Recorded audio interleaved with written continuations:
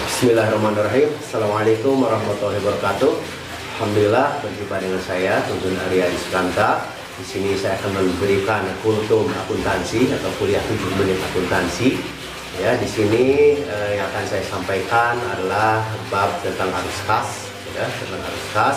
Yang mana pembahasan arus kas ini cukup panjang sehingga saya akan kemas dalam bentuk kultum atau 7 menit. Jadi akan ada beberapa episode untuk setiap bab yang saya akan sampaikan. Oke, referensi yang saya gunakan, untuk mengajar atau berbagi ilmu tentang akuntansi adalah pengantar akuntansi yang dikarang oleh Warren Buffett. Saya pakai buku lama karena ada katanya menggunakan buku-buku lama itu lebih orisinil seperti itu ya. Ini bukunya yang saya pakai, ya cukup lama. Meskipun buku lama, tapi isinya itu sangat practicable, artinya sangat layak dipakai. Hanya ada istilah-istilah atau aturan-aturan baru yang perlu diadaptasikan. Sehingga buku berikutnya yang saya pakai, yang terbaru tentunya adalah yang pengantar akuntansinya. Sama ini adalah karangan Warren Buffett, ini yang diadaptasi ke bahasa Indonesia dan juga ke aturan-aturan standar akuntansi di Indonesia. Oke, ini bukunya adalah yang edisi 4 yang terbaru. Oke, hanya untuk pengajaran ini saya menggunakan yang buku lama, namun apa saja yang diadaptasikan, ada aturan-aturan baru, istilah-istilah baru nanti akan saya sampaikan sambil berjalan. Oke, di episode pertama ini saya akan mereview dulu akuntansi ya, terutama dari pengantar akuntansi 1 ya, agar supaya bisa nyambung ketika saya akan menyampaikan arus kas ini. Oke, untuk memahami akuntansi, kadang kita pusing atau lupa ya secara teori akuntansi itu apa. Akuntansi menurut A, menurut B, menurut C. Kalau kita hafal paling cuma berapa menit, lupa lagi. Oke, untuk agar supaya kita bisa memahami akuntansi, itu lebih mudah kalau kita bisa memvisualisasinya dulu ya. Memvisualisasi akuntansi itu mudahnya kita harus tahu dulu siklus akuntansinya. Jadi siklus akuntansi, dari siklus akuntansi itu baru kita akan paham, oh ini adalah akuntansi seperti itu. Oke, berikut ini saya akan sampaikan dulu siklus akuntansi agar dipahami terlebih dahulu agar bisa nyambung nanti ketika kita akan bahas arus kas. Kita akan bahas dulu tentang siklus akuntansi. Oke.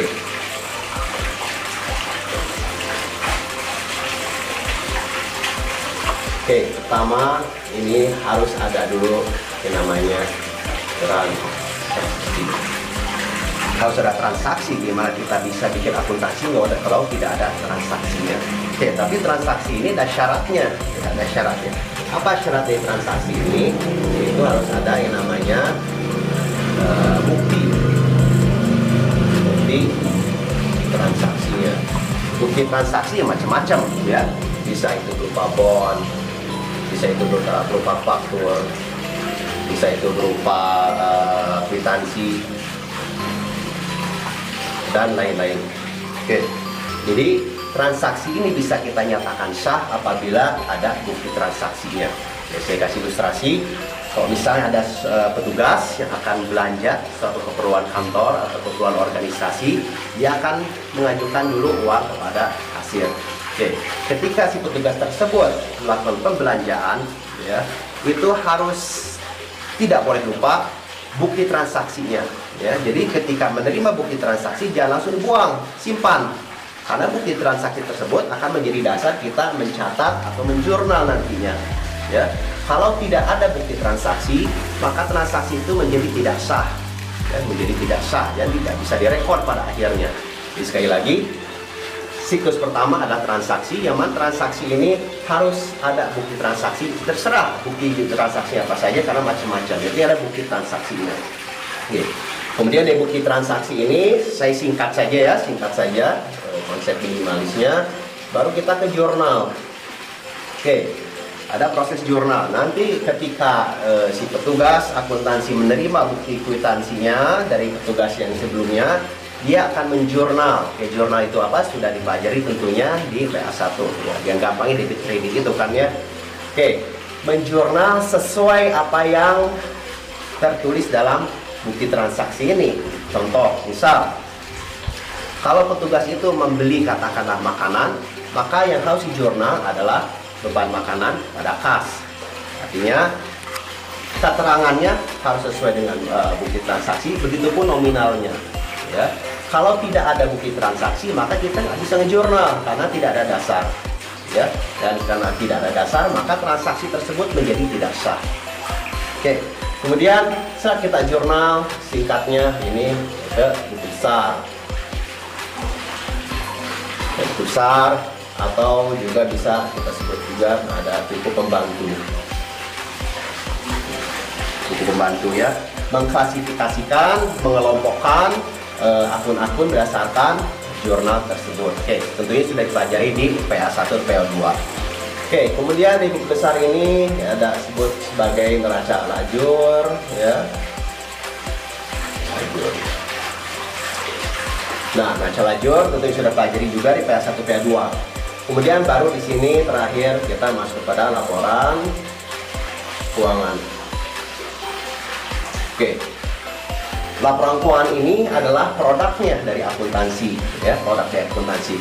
Jadi kalau ada input, proses, output, inputnya ada di bagian sini, proses, outputnya berupa pelaporan akuntansi. Pelaporan banyak, tapi laporan keuangan wajib kita ingat, akuntansi ini ada 5 jenis laporan keuangan.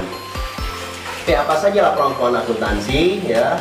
Yang pertama ada laporan posisi keuangan. Kok istilah lamanya adalah neraca. Ini istilah lamanya sama saja, hanya untuk sekarang sesuai dengan standarnya kita menggunakan istilah laporan posisi keuangan. Jadi ini harus sesuai urutan ya, nggak boleh campur-campur, harus sesuai urutannya. Kemudian yang kedua ada laporan laba rugi. Oke, berikutnya adalah laporan laba rugi. Oke, teori masing-masing tentang masing-masing laporan keuangan ini tentunya sudah diberikan di mata kuliah sebelumnya, di pertemuan pengantar akuntansi. Jadi saya tidak akan menerangkan rincian atau spesifik tentang masing-masing ini. Oke, 3 ada laporan perubahan ekuitas. Oke, kalau istilah lamanya, kalau di buku-buku lama itu menggunakan istilah laporan perubahan modal. Ya, sekarang modal ini ganti dengan ekuitas. Kemudian 4 ada laporan arus kas. Dan terakhir 5 adalah catatan atas laporan keuangan. Oke, jadi jangan lupa karena basic ini sering juga nanti akan ditanyakan ketika sidang atau interview di pekerjaan dan lain sebagainya. Jadi akuntan ini wajib memahami, mengetahui semua ini. Basic dari siklus akuntansi, kemudian jenis-jenis laporan keuangan. Oke, di sini saya review untuk laporan posisi keuangan, ya, laporan laba rugi. Ini sudah dipelajari di pengantar akuntansi, sehingga saya tidak akan mengajar di episode ini untuk posisi nomor 1 dan 2, itu laporan posisi keuangan dan laba rugi. Jadi ketika mulai dari transaksi sampai laporan keuangan nomor 1 dan 2 ini sudah diberikan di pengantar akuntansi. Oke, kemudian nomor 3 laporan perubahan ekuitas ini diberikannya adalah pada akuntansi keuangan menengah 1. Nah, kita sekarang di sini adalah akuntansi keuangan menengah 2, ya, menengah 2. Jadi ketika akuntansi keuangan menengah 1 yang dipelajari adalah laporan perubahan ekuitas ini. Oke, sekarang kita di akuntansi keuangan menengah 2, ya, yang kita akan pelajari adalah di nomor 4 ini, laporan arus kas. Sehingga pada akhirnya nanti di akuntansi keuangan kalian akan belajar semua jenis laporan keuangan ini. Ya, jadi saya ulangi, ketika di pengantar kalian sudah belajar semua siklus akuntansi ini sampai dengan laporan posisi keuangan dan laporan laba rugi. Dan ketika di akuntansi keuangan menengah 1 kalian pelajari adalah tentang laporan perubahan ekuitas. Nah, sekarang di akuntansi keuangan menengah 2 yang akan saya sampaikan saat ini yang kita akan pelajari adalah di laporan arus kas. Oke. Jadi ini adalah review awal, ya, review awal. untuk memahami akuntansi. Jadi ketika kita sudah menggambarkan hal seperti ini sudah kita bisa mudah memvisualisasi, oh inilah akuntansi. Mulai dari transaksi awal, inputnya, prosesnya, dan outputnya atau produk dari akuntansi. Dan inilah akuntansi. Tinggal kita mendeskripsikan dengan pemahaman masing-masing. Intinya seperti ini. Oke. Kemudian dalam akuntansi ya ada dua dasar pencatatan. Ya. Akuntansi ada dua dasar pencatatan.